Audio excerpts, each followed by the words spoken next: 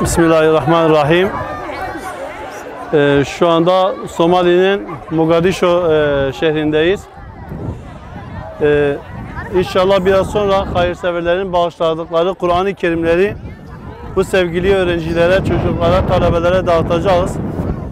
Burada gördüğümüz gibi derme çatma kulübelerde kıt imkanlarla eğitim görmektedirler. Biz de imkanlarımız ölçüsünde onlara inşallah Kur'an-ı Kerimleri dağıtacağız. Allah hayırseverlerin hayrını kabul etsin. Bu çocukların, bu öğrencilerin, bu masumların dualarında onlara inşallah yer edinsin. Allah hayırlarını kabul etsin.